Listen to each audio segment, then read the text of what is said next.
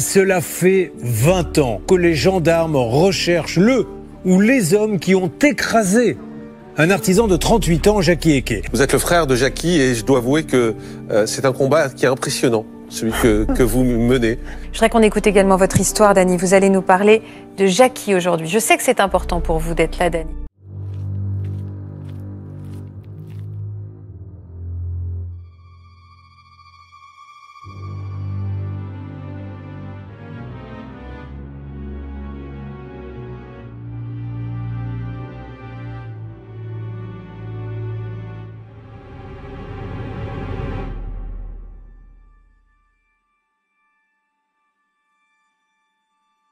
Hello tout le monde, j'espère que vous allez bien. Aujourd'hui, je vous retrouve avec une vidéo très importante. C'est en fait l'association Les Oubliés de la Justice qui m'ont mis en contact avec Dany Eke, le frère de Jacky Eke, la personne dont on va parler aujourd'hui. Dany, ça fait des années et des années qu'il mène un combat sans relâche pour comprendre ce qui est arrivé à son frère, pour savoir qui lui a fait du mal et pour que justice soit faite.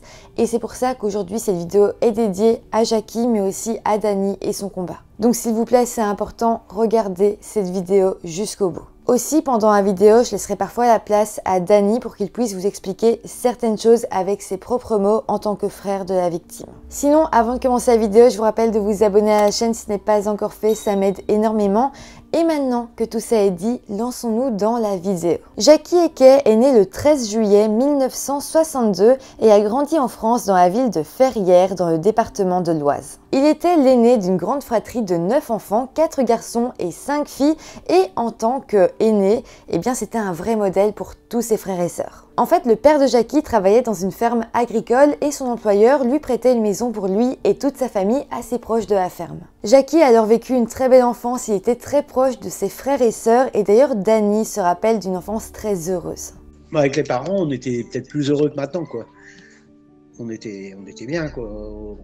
On élevait des volailles, on était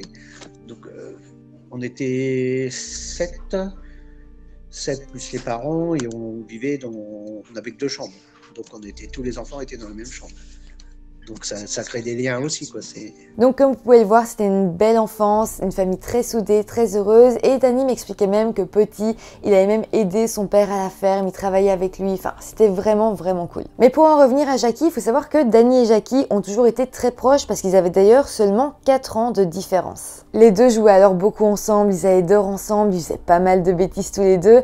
Et d'ailleurs, Dany me disait qu'il se rappelle de son frère comme étant quelqu'un qui avait peur de rien. C'était vraiment quelqu'un qui n'avait jamais peur de prendre des risques. Pour l'anecdote, Dany se rappelle qu'un jour Jacky était dans un arbre, il était assez jeune et il est tombé sur du fil barbelé, ce qui lui avait ouvert tout le ventre. Cette image est vraiment restée ancrée dans la tête de Dany et après ça, il voyait vraiment son frère Jacky comme une personne, comme je vous l'ai dit, qui n'avait vraiment peur de rien. Sinon, au niveau du parcours scolaire de Jacky, il a arrêté l'enseignement classique alors qu'il était au collège et il a décidé de faire un apprentissage pour pouvoir travailler dans le bâtiment. Au même moment, à l'âge de 16 ans, Jacky venait d'acheter une mobilette, c'était pour ses déplacements, mais malheureusement, assez rapidement après, il va faire un grave accident. Ça va vraiment être un événement très traumatisant pour ses frères, pour ses parents, enfin vraiment ça va marquer toute la famille. En fait, un jour que Jacky roulait avec sa mobilette, il est rentré dans un camion agricole. Ça a été un très gros accident, il a directement dû être emmené aux urgences.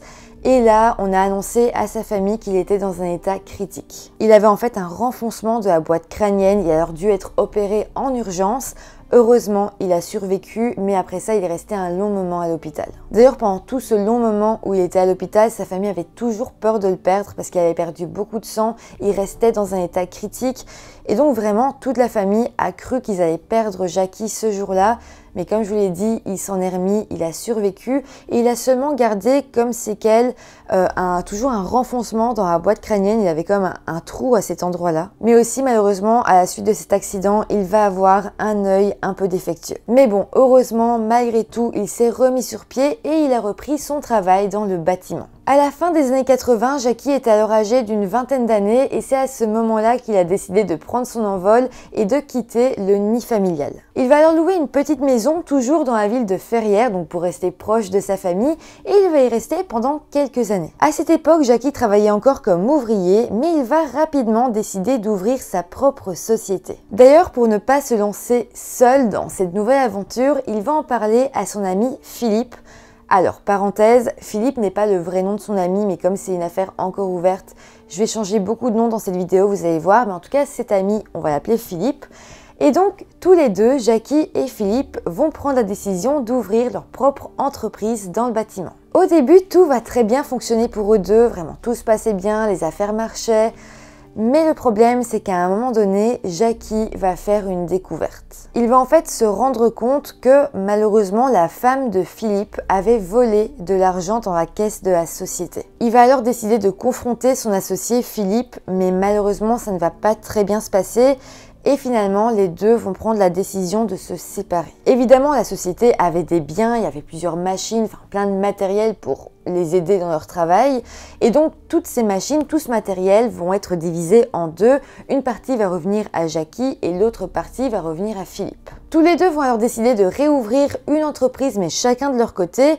Et donc, ils vont être en soi concurrents. Malgré tout, même s'ils étaient concurrents, je précise quand même, les deux entreprises marchaient bien. Et disons que quand un pouvait pas se rendre sur un chantier, c'était l'autre qui y allait, c'était assez amical. Sinon, au niveau personnel, Philippe, donc l'ex-associé, va lui divorcer avec sa femme qui avait justement volé dans la caisse de l'entreprise et il va se remarier avec une femme qu'on va appeler Lisa. Et Lisa était en fait la cousine éloignée de Jackie. Jackie et Philippe devenaient alors cousins par alliance, cousins très éloignés, mais tout de même. Pour en revenir à Jackie, lui, il a donc ouvert son entreprise, ça se passe bien, mais il a engagé un ouvrier pour l'aider. Cet ouvrier, on va l'appeler Georges. Georges, il est un peu plus jeune que Jackie, mais tout se passe bien, ils sont amis. Vraiment, c'est une belle collaboration. D'ailleurs, à ce moment-là, pour Jackie, tout se passait très bien professionnellement parlant, mais aussi au niveau de sa vie personnelle, car il venait de rencontrer une femme. D'ailleurs, ensemble, ils vont bâtir une relation assez sérieuse et ils vont décider d'acheter un terrain sur lequel Jackie va bâtir sa propre maison. Sa petite amie et lui vont alors avoir leur premier enfant dans cette maison, une petite fille, mais malheureusement, les médecins annonceront au couple que cette petite fille souffrait de trisomie. Malgré tout, la famille ne s'est pas démontée pour autant et le couple va même avoir un deuxième enfant, cette fois-ci un petit garçon. Jackie est alors posé dans une vie stable, mais il faut savoir qu'il travaillait énormément, il avait peu de moments de libre et il voyait plus énormément sa famille. Il essayait de les voir, mais il les voyait évidemment moins qu'avant. En fait, le seul jour qu'il avait de libre, c'était le dimanche et il le passait souvent avec ses enfants évidemment et il partait aussi à la pêche. Il adorait la pêche, c'était pour lui vraiment un moment de détente. Bon, maintenant que nous connaissons un petit peu mieux Jackie et sa vie, plongeons-nous maintenant dans l'année 2001. Jackie était maintenant âgé de 38 ans et tout fonctionnait toujours bien pour lui. Sa société, son couple et sa petite fille étaient alors âgés de 9 ans et son fils d'à peine 2 ans et demi. Malheureusement, dans ce cadre presque idyllique, c'est là que les premiers gros ennuis de Jackie vont se manifester. Je vais d'ailleurs vous laisser son frère Danny vous expliquer une partie de cette histoire parce que je pense qu'il l'expliquera mieux que moi. Donc c'était au mois de novembre 2001. Donc Jackie avait un chantier sur Viarme, dans le Val d'Oise. Donc il a fait son chantier. Il avait tellement plu qu'il n'a pas pu ressortir sa machine du terrain. Donc ce qu'il a fait, c'est qu'il a laissé la machine dans la descente de sous-sol. Et il a mis un cadenas pour l'attacher. Et personne ne pouvait la voir, la machine. Et le lendemain, il est revenu, plus de machine. Donc Jackie comprend qu'on lui a volé sa machine, mais c'est quand même étrange parce que la machine était cachée et était vraiment bien cachée et pas beaucoup de personnes savaient exactement où elle était. En fait, à part lui, il y avait 3 autres personnes seulement qui savaient où était cachée la machine. Il y avait Georges, son ouvrier, et 2 autres ouvriers qu'il ne connaissait pas mais qui travaillaient sur un autre chantier juste en face. À part ces 3 ouvriers-là, personne ne savait où était cachée cette machine et réellement pour la trouver, il fallait que les gens, les voleurs, sachent où elle était. Donc évidemment, c'est une première chose assez étrange, mais Jackie ne va accuser personne et il va tout simplement aller porter plainte. Faut quand même se rendre compte que la société de Jackie n'était pas une énorme société. Perdre une machine, il faut savoir qu'une machine ça coûte très cher, c'était vraiment un gros problème pour la société. Perdre une machine voulait dire devoir en racheter une nouvelle voulait dire faire un emprunt à la banque. Donc évidemment, ça mettait un petit peu à mal la société. Mais bon, Jackie l'a fait, il n'avait pas le choix, de toute façon il fallait bien continuer, donc il a fait cet emprunt à la banque pour se racheter une nouvelle machine. Donc ça c'était à la fin de l'année 2001, mais maintenant plongeons-nous au mois de février 2002. Nous sommes plus précisément le vendredi 1er février 2002. Ce jour-là, Jackie devait se rendre dans la ville de Viarmes pour un chantier au numéro 35 sur la rue Garenne. Il n'était pas vraiment à l'aise parce que lorsqu'il s'était fait voler sa première machine 3 mois plus tôt, c'était justement à Viarmes et c'était à peine 900 mètres du chantier où il allait justement ce jour-là. Donc vraiment, quand il s'est rendu sur ce chantier ce matin-là, il avait une boule au ventre et il en a parlé à ses proches. Il voulait pas y aller. Il a dit « je sens mal cette journée ». Et donc avant de partir sur le chantier, il est passé dans un café, je m'en rappelle parce que la personne me l'a dit. Il est passé au café à Ferrières, il a pris un paquet de cigarettes. Et la personne lui a dit « tu bois un café ?» Et mon frère a dit « j'ai pas le temps ». Et la personne lui a dit « tu prendras bien le temps de mourir ».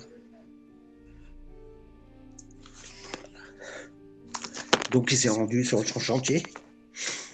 Donc après être passé dans un café, Jackie s'est rendu sur le chantier. Il s'agissait en fait de travaux à faire sur une maison qui se situait dans une petite rue à sens unique. Et sur place, sur ce chantier, il n'y avait que 3 personnes. Il y avait Jackie, son ouvrier Georges et il y avait un plombier que Jackie ne connaissait pas spécialement. Ce matin-là, pendant l'entièreté de la matinée, Jackie a attendu l'arrivée d'un sac d'enduit qui devait être livré parce qu'il en avait besoin pour commencer à travailler.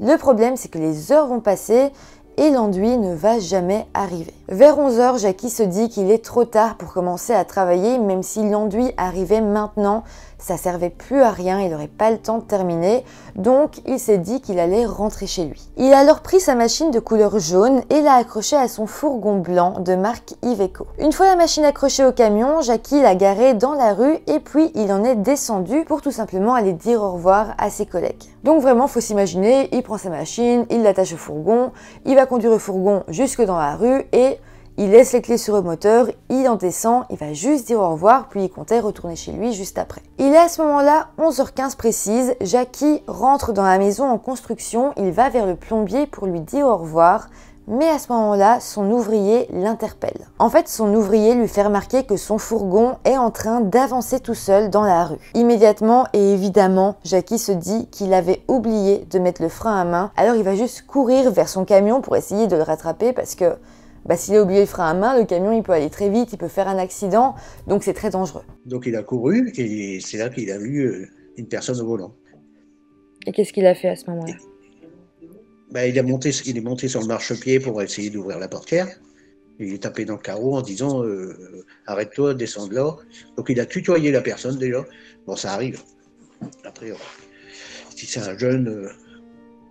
Et puis, donc la personne a démarré. Elle a freiné. Puis Jackie est passé, il est tombé devant. Alors qu'est-ce qui s'est passé ensuite ? Ils ont accéléré, puis ils lui ont roulé dessus. Okay. Et il a dû rester accroché, parce qu'il y a le camion qui est passé dessus, plus la machine aussi, quoi.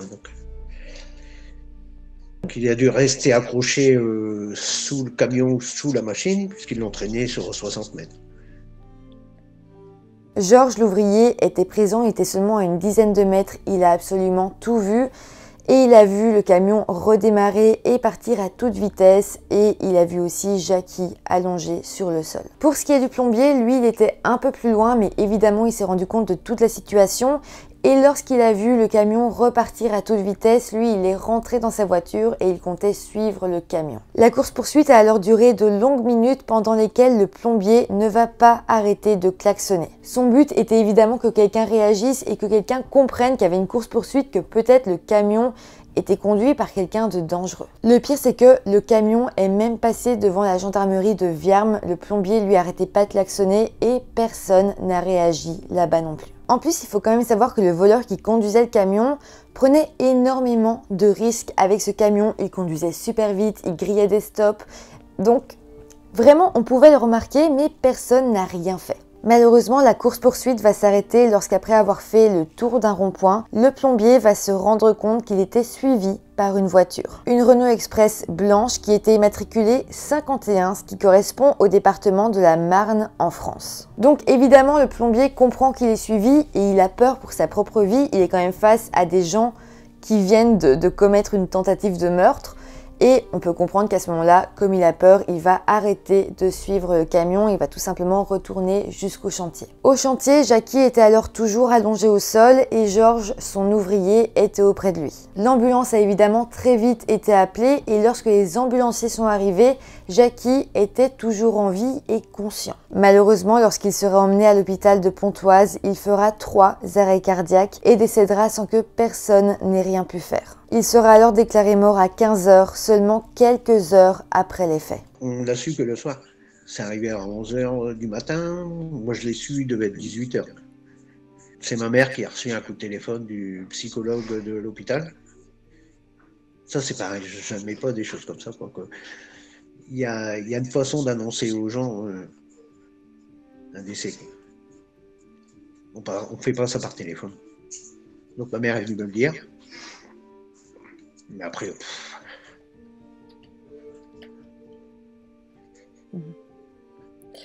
on n'y croit pas, quoi.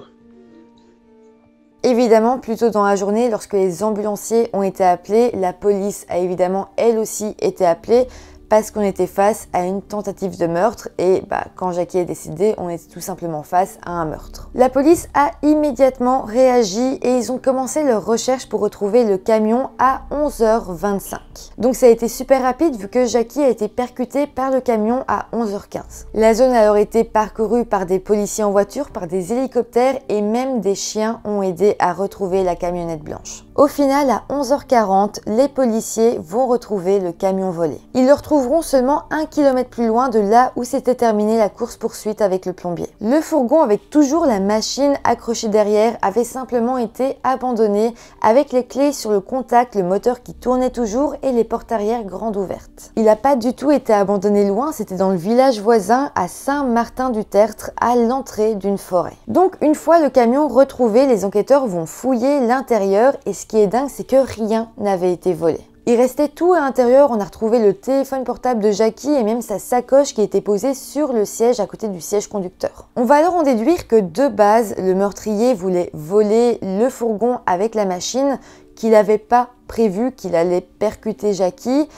et que une fois que il s'était dit qu'il avait tué peut-être Jackie, il avait paniqué et avait décidé de laisser le fourgon avec la machine à l'abandon. Donc on sait que le vol était prémédité, mais on pense aussi que le meurtre, lui, ne l'était pas. Donc là on est clairement face à un vol qui tourne mal et le voleur panique, il n'avait pas prévu de tuer sa victime et donc voilà, il décide de lâcher son butin et de repartir sans rien. En tout cas, c'est ce qu'on peut en déduire. On n'en est pas sûr, mais c'est ce qu'on peut en déduire au vu de la situation. Les enquêteurs vont alors essayer de retrouver le ou les voleurs, mais malheureusement, ils n'avaient aucune piste, aucun indice. Alors oui, il y avait bel et bien la voiture qui avait suivi le plombier, cette voiture blanche, mais les enquêteurs sont quasiment sûrs que c'était une voiture louée, donc on ne pouvait pas vraiment retrouver à qui elle appartenait.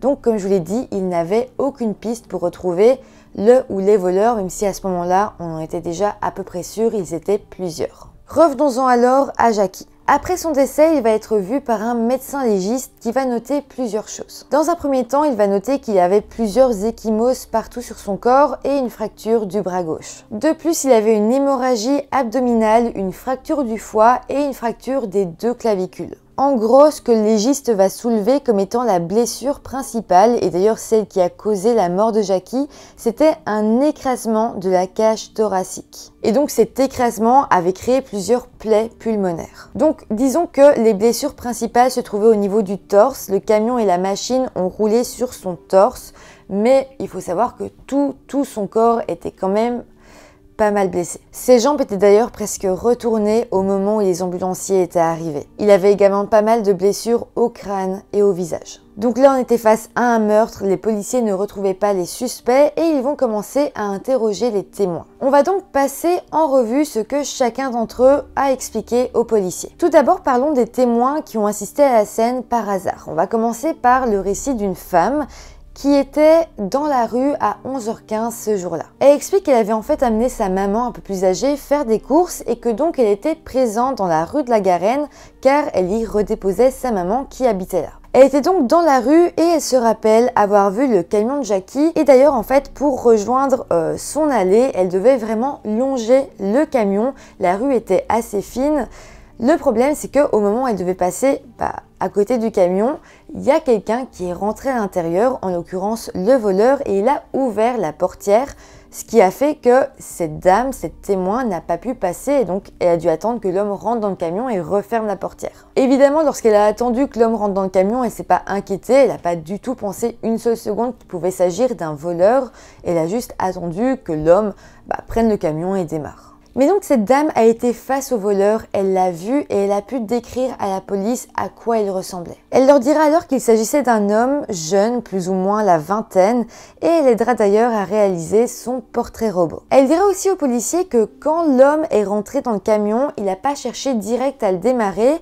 D'abord, il est rentré, puis il s'est penché comme pour regarder quelque chose sous la banquette, et puis ensuite il a démarré le camion. Mais alors, on peut se demander qu'est-ce qu'il cherchait sous la banquette, ça malheureusement on ne le sait pas. Mais c'est pas tout, il y a une autre chose très perturbante. En fait, quand l'homme a voulu démarrer le camion a directement avancé, il a directement démarré. C'est-à-dire qu'il a tout de suite trouvé la technique pour le démarrer. Or, le camion avait un petit problème de démarrage et donc il fallait une technique bien précise pour savoir le démarrer. Technique que peu de personnes connaissaient, seulement les personnes qui roulaient dans ce camion connaissaient la technique. Donc là, le fait que le voleur n'a pas du tout galéré à démarrer le camion et que directement il savait comment faire, ça aussi ça pose question. Parlons maintenant du second témoin, c'est une autre femme et elle aussi était là par hasard, elle revenait de la boulangerie. Elle était en fait pas du tout dans la rue du vol, elle était un peu plus loin au niveau d'une intersection. Alors vous vous rappelez, je vous l'ai déjà dit, mais le voleur à bord du camion prenait beaucoup de risques et il a d'ailleurs grillé plusieurs stops. Parmi ces stops, il y avait cet endroit-là où cette témoin se trouvait. En fait, notre témoin expliquera avoir vu un homme ou peut-être une femme très masculine selon elle, qui se tenait justement à cette intersection. Cet homme ou cette femme se tenait là et il ou elle semblait attendre quelque chose. Donc là, quand on sait que le camion a grillé le stop où il ou elle se tenait, ça prend vraiment tout son sens parce qu'en fait, il s'agissait d'une intersection très dangereuse où il était quasiment impossible de griller ce stop. Le seul moyen était peut-être que quelqu'un bloque les voitures qui arrivaient. Donc quand on sait ça donne l'impression que l'homme ou la femme qui se tenait à cette intersection faisait partie du coup et attendait que le fourgon arrive pour bloquer la route pour qu'il puisse passer sans attendre au stop. Donc si c'est vraiment le cas, on se rend compte que le vol était assez bien organisé et que plusieurs personnes étaient dans le coup. La témoin qui a donc vu cet homme ou cette femme à cette intersection aidera donc elle aussi à réaliser un portrait robot de cette personne. Donc voilà le récit des deux témoins principaux, il n'y a pas d'autres témoins extérieurs aux personnes présentes sur le chantier qui ont parlé. Mais passons maintenant au récit de Georges, l'ouvrier de Jackie, et à celui du plombier. Eux, ils étaient sur le chantier, ils ont vu beaucoup plus de choses. Donc pour ce qui est de Georges, l'ouvrier de Jackie, déjà je vous l'avais pas encore dit, mais en fait Georges était le beau-fils de Philippe. Donc rappelez-vous, Philippe c'est l'ex-associé de Jackie. Ça veut donc dire que Georges était en couple avec la fille de Philippe. Et d'ailleurs, rappelons-nous que Philippe était maintenant marié à la cousine de Jackie. Donc je vous précise ça pour que vous voyez en gros les liens familiaux qui peuvent lier tout le monde. Mais donc ce qu'il faut retenir là-dedans, c'est que Georges, l'ouvrier de Jackie, était en fait le beau-fils de Philippe. Philippe, l'ex-associé, qui avait maintenant une entreprise concurrente à celle de Jackie. Et donc c'est important de préciser que Georges ne travaillait pas pour la société de Philippe, son beau-père, mais bien pour la société de Jackie. Donc ce qui est flou ici, c'est qu'on comprend pas vraiment pourquoi Georges travaillait pour Jackie et pas pour son beau-père. J'ai pas de réponse à vous donner, mais disons que tout le monde avait l'air de trouver ça normal. Donc Georges, lui, de son côté, va être interrogé par les policiers et il dira oui qu'il a bel et bien vu le camion rouler sur Jackie, mais que voilà, il était un peu loin et il n'a pas très bien vu tout ce qui s'est passé. Par contre, il confirmera effectivement avoir vu le camion passer par-dessus quelque chose, en l'occurrence Jackie. Il se rappelle ensuite s'être précipité vers Jackie, avoir appelé l'ambulance et comme Jackie était toujours conscient, il a discuté avec lui à ce moment-là. Georges va leur expliquer que Jackie, en agonisant, lui a demandé une cigarette, puis il aurait dit qu'il fallait embrasser ses enfants. Mais là, on est quand même face à une incohérence de taille. Rappelez-vous de l'autopsie de Jackie et rappelez-vous que son torse tout entier avait été écrasé. En fait, les médecins diront que c'était quasiment impossible que Jackie ait réussi à parler, tellement en fait tout était perforé à l'intérieur de lui. Ça paraît impossible qu'il ait pu articuler des mots. Physiologiquement parlant, il n'en était pas capable. Donc on ne sait pas vraiment comment Jackie a réussi à trouver la force et la capacité à parler à son ouvrier, mais en tout cas l'ouvrier expliquera au policier que Jackie lui a demandé une cigarette et d'embrasser ses enfants. Sinon, pour ce qui est du plombier, vous savez déjà à peu près tout ce qu'il a expliqué. Il a surtout parlé de sa course-poursuite, mais il dira ne pas avoir vu le visage de la personne dans le camion, ni le visage de la personne qui le suivait dans une autre voiture. Donc ça n'a pas non plus aidé énormément. Alors vous vous demandez peut-être si Danny, le frère de Jackie, ou d'autres personnes de la famille de Jackie ont essayé de demander à l'ouvrier, Georges, et au plombier s'ils pouvaient leur raconter ce qui s'était passé, s'ils pouvaient leur donner plus de détails. Oui, ils ont essayé de leur demander des explications, mais malheureusement, aucun des deux n'a accepté de parler à la famille de Jackie. C'est vraiment horrible parce que Danny, qui lui se bat depuis 20 ans pour connaître la vérité, n'a fait que lire le récit des personnes qui étaient là au moment où son frère est mort, mais jamais, jamais on lui a expliqué de vive voix, jamais il a pu parler avec eux, donc il ne saura jamais tous les détails, il ne saura jamais vraiment ce qui s'est passé, et ça c'est vraiment triste. Mis à part ça, les enquêteurs se posent beaucoup de questions sur la mort de Jackie, et notamment ils se demandent quel était le mobile. On peut se demander s'il s'agit des mêmes voleurs qui ont volé la première machine et qui ont essayé de voler cette deuxième, et si c'est les mêmes, pourquoi ils auraient voulu s'en prendre 2 fois à Jackie. Parce que quand même, je vous rappelle que Jackie avait fait un prêt à la banque pour s'acheter une nouvelle machine, donc déjà c'était un coup dur pour sa société, mais là, si les voleurs avaient réussi à voler cette deuxième machine, ça signait tout simplement l'arrêt de sa société, il n'aurait jamais pu se racheter une deuxième machine comme ça. Donc la question qu'on peut se poser, c'est est-ce que les voleurs voulaient simplement voler une machine comme ça au hasard et se faire de l'argent avec, ou est-ce que le mobile était plutôt de faire du mal, mais plutôt psychologiquement à Jackie et à sa société? Est-ce qu'il voulait dissoudre sa société? Parce que quand même, c'est pas de chance que les 2 fois les voleurs s'en prennent à Jackie, que 2 fois ils savaient justement où était Jackie, où se trouvait la machine. On dirait clairement quelque chose d'organisé. Donc ici, on est vraiment face à 2 possibilités. Est-ce que c'était visé contre Jackie? Est-ce qu'on lui voulait du mal? Ou est-ce que c'était simplement des personnes qui voulaient voler des machines pour se faire de l'argent? Dans tous les cas, après la mort de Jackie, sa société s'est tout simplement arrêtée et Georges, son ouvrier, s'est retrouvé sans emploi. Par contre, quelques temps plus tard, on sait qu'il a été travailler à la société de Philippe, donc l'ex-associé de Jackie, qui était d'ailleurs le beau-père de Georges. Donc en d'autres mots, une fois que la société de Jackie n'existait plus, eh bien Georges a été travailler pour son beau-père. Sinon, l'enquête a duré plus ou moins 2 ans, et 2 ans pendant lesquels les policiers ont reçu certaines lettres anonymes. Ces lettres anonymes étaient envoyées directement au commissariat, et dans chacune d'entre elles, quelqu'un accusait une personne, mais ça n'a jamais rien donné. En fait, dans ce genre de situation, parfois c'est juste quelqu'un qui suspecte vaguement quelqu'un d'autre, ou alors c'est une vengeance, quelqu'un qui n'aime pas quelqu'un et qui se dit « Oh, je vais écrire une lettre pour dire qu'il est coupable dans cette affaire, comme ça peut-être il va se faire arrêter ». Voilà, on peut tout imaginer, mais à chaque fois, disons qu'il y a eu beaucoup de lettres, et à chaque fois, ça désignait quelqu'un de différent, c'était jamais très sérieux. Malheureusement, après ça, donc après 2 ans d'enquête, le dossier a été fermé. Il faut savoir quand même que déjà à cette époque, Danny, le frère de Jackie, ne s'est pas du tout laissé faire et il a continué son combat pour essayer de comprendre ce qui s'était passé. Donc j'ai fait des portraits robots, des affiches avec les portraits robots. J'ai fait 14 000 affiches avec les portraits robots. Il y a un ami à moi qui est venu distribuer avec moi. On n'était que 2, hein, pour 14 000 affiches. Donc ça a lancé, ça a relancé un peu l'enquête, quoi. On m'a envoyé des courriers, on me téléphonait, parce que j'avais mis mon numéro de téléphone, tout ça. En me disant, on a vu un tel à tel endroit et tout ça. Donc moi, hop, je retransmettais aux enquêteurs. Aux enquêteurs, ils s'en occupaient plus, mais bon, je l'ai retransmis quand même. Donc ça a rouvert le dossier. Ça n'a pas été loin, puisqu'en 2000, je crois que c'était en 2010, classement sans suite. Encore.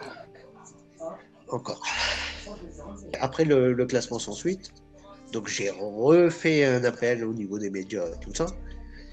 Parce que ça, j'ai les journaux papier, quoi. ils étaient toujours là, quoi. J'ai reçu une lettre quelques temps après qui dénonçait 2 personnes, les noms, les surnoms, où ils habitaient. Donc quand j'ai reçu ça, j'ai mis tout de suite dans une pochette pour donner à la gendarmerie de où j'habitais. Mais ça a mis, pour arriver au procureur, au minimum 6 mois. 6 mois pour arriver au procureur. Nous sommes alors en 2012 et avec cette lettre détaillée que Dany venait de recevoir, le dossier a pu être réouvert. Il faut savoir que les personnes désignées dans cette lettre venaient du nord de la France et c'est vrai que Dany, ni Jackie d'ailleurs, connaissaient ou avaient de la famille dans le nord de la France. En fait, il avait juste aucun lien avec des personnes qui venaient du nord de la France et donc il comprenait pas pourquoi des gens du nord de la France auraient voulu s'en prendre à son frère Jackie. Ça avait pas trop de sens. Malgré tout, comme je vous l'ai dit, la lettre était détaillée, ça paraissait plausible, donc les enquêteurs ont vraiment fait un gros travail de recherche, mais malheureusement, ça n'a rien donné. Les années vont alors passer sans que plus rien ne change dans l'enquête. Peut-être que vous vous demandez si la police scientifique a inspecté le camion de Jackie, qui avait donc été retrouvé abandonné, mais malheureusement, à cette époque, on était en 2002 et je vous le rappelle qu'il n'y avait pas encore de test ADN qui existait. Malgré tout, à cette époque, dans le camion, ils avaient réussi à prélever un petit peu de cheveux, mais malheureusement, ils n'avaient pas eu d'empreinte de doigts ou quoi que ce soit parce qu'en fait, il y avait trop de poussière dans le camion. Pour ce qui est du cheveu retrouvé un peu plus tard, quand la technologie ADN avait un petit peu avancé, eh bien, on a essayé de l'analyser, mais malheureusement, c'était un cheveu sans le bulbe, donc c'était impossible. Alors, je sais pas si vous le savez, mais il est aujourd'hui possible d'analyser un cheveu sans bulbe et d'y prélever de l'ADN. Donc, avec cette avancée, Dany, le frère de Jackie, avait espoir qu'on arrive à trouver quelque chose, mais malheureusement, quand il a demandé à ce qu'il y ait des analyses sur ce cheveu retrouvé, eh bien, on lui a dit que le cheveu était finalement en trop mauvais état, qu'il avait mal été conservé et que, malheureusement, même si, encore une fois, la technologie ADN avait avancé, était meilleure qu'avant, on pouvait toujours pas retrouver quelque chose sur base de ce cheveu. Donc à ce niveau-là, je pense qu'il n'y a rien à faire, on n'a juste rien à analyser. Bon, maintenant venons-en à l'année 2017. Cette année-là, une nouvelle cellule destinée au cold case français a été ouverte et ils ont décidé de sélectionner 3 affaires françaises non résolues. Parmi ces dossiers choisis, il y avait celui de l'affaire du meurtre de Jackie Eke. Ce fut alors clairement un nouveau souffle dans l'enquête et Dany a enfin eu cette impression d'être soutenu dans son combat. J'étais content, bien sûr. Donc après, c'était des nouveaux enquêteurs à la SR de Versailles. Et franchement, rien à dire. Franchement, je suis tombé sur un enquêteur. On voit qu'il veut que ça bouge, quoi. Ça fait du bien. Ouais. Parce que je sais qu'il y a des moments, il vient. Quand je vais sur les lieux, même il se déplace lui-même pour venir avec moi sur les lieux, quoi. Le nouvel enquêteur sur l'affaire va alors essayer de tout reprendre depuis le début, de tout réanalyser, mais malheureusement, il va se rendre compte qu'il y avait aussi beaucoup de lacunes dans le dossier, que sans doute les enquêteurs de l'époque n'avaient pas fait parfaitement leur travail et qu'aujourd'hui, c'est impossible de retrouver des preuves qui n'avaient pas été relevées à l'époque. C'est quand même une affaire qui date de 20 ans, beaucoup de choses se sont perdues et donc ça reste de plus en plus difficile de résoudre l'affaire. Ce nouvel enquêteur a quand même voulu réinterroger Georges, donc l'ancien ouvrier de Jackie, mais malheureusement, même s'il l'a convoqué à 2 reprises, Georges a toujours refusé de venir retémoigner. Évidemment, Georges n'est pas un suspect officiel ou quoi que ce soit, donc il est totalement en droit de refuser. Mais voilà, c'est vrai que ça aiderait beaucoup s'il pouvait de nouveau expliquer ce qui s'était passé et peut-être donner plus de détails. Aujourd'hui, Dany continue le combat, mais malgré tout, il se sent seul car à part lui, en fait, il a peur que tout le monde commence à oublier son frère. Il dédie absolument toute sa vie à essayer de trouver la vérité et à honorer la mémoire de son frère. Il participe notamment à diverses émissions de télévision qui ont d'ailleurs permis récemment de recevoir de nouveaux appels téléphoniques de personnes pensant pouvoir aider et tout ça est actuellement en train d'être analysé par les enquêteurs. Donc le fait de remédiatiser ce cas, le fait qu'il aille dans des émissions, le fait qu'on en parle, permet à des gens de peut-être se souvenir de choses et ça fait malgré tout avancer l'enquête. Mais vraiment, Dany est très courageux, très touchant, il mérite d'être soutenu dans son combat et vraiment pour ça, s'il vous plaît, je compte sur vous. Toute sa vie est dédiée à son frère, il mérite qu'on le soutienne et vous êtes capable de faire quelque chose pour ça. Passer à autre chose 20 ans après, c'est... Non. Ouais. Je me suis trop investi là-dedans, quoi. Je suis passé à côté de plein de choses avec mes enfants, ma femme me le dit. T'es passé à côté de plein de trucs. Quand mon père est décédé, quoi, j'ai pas pu être auprès de Jackie quand elle est partie. Donc quand mon père est parti, les 3 dernières nuits, je suis resté avec mon père à l'hôpital. À côté de lui. Parce que je me dis que j'ai laissé partir mon frère tout seul. Mais tu sais, l'important, c'est pas les derniers instants d'une vie, l'important, c'est toute la vie, c'est tous les moments qu'il a vécu avec toi. Ouais. C'est pas, une vie peut pas se résumer aux 10 dernières minutes. Ce serait tellement triste, tu vois. La vie se résume à chaque seconde de la vie, chaque seconde que vous avez passé ensemble. De petits Ouais, mots. Ouais. Mais on n'a pas passé assez de temps ensemble. C'est ça que je dis. Donc s'il vous plaît, si vous le pouvez, partagez la photo des portraits robots des 2 suspects. Ça peut tellement aider, c'est pas grand chose à faire et vraiment ça pourrait changer la vie de Dany. Je vous mets aussi en barre de description la page Facebook Justice pour Jackie et Kay et n'hésitez pas à vous abonner pour montrer votre soutien. Aussi, il faut savoir que très récemment, une plaque commémorative a été placée là où Jackie est décédée. Et c'est vrai que pour Dany, c'est déjà une petite victoire. Au moins, grâce à cette plaque, il se dit que son frère va toujours être dans la mémoire des gens et que toujours les gens pourront lire qu'à cet endroit, son frère s'est fait assassiner. Donc voilà, si vous voulez plus d'informations, si vous voulez suivre l'affaire, n'hésitez pas à aller sur la page Facebook et aussi n'hésitez pas non plus à commenter cette vidéo avec tout votre soutien, avec tout votre amour pour Dany. Il va lire les commentaires, donc s'il vous plaît, encouragez-le. Voilà, c'est comme ça que se termine cette vidéo, cette affaire. J'espère que ça vous aura touché et intéressé. N'hésitez pas à mettre un petit pouce en l'air, ça aidera à ce que la vidéo soit plus vue encore, ça aidera Dany et ça aidera à faire justice pour Jackie. N'hésitez pas non plus à vous abonner à la chaîne si vous appréciez mon travail et sinon moi je vous retrouve très bientôt pour une nouvelle vidéo. Bye!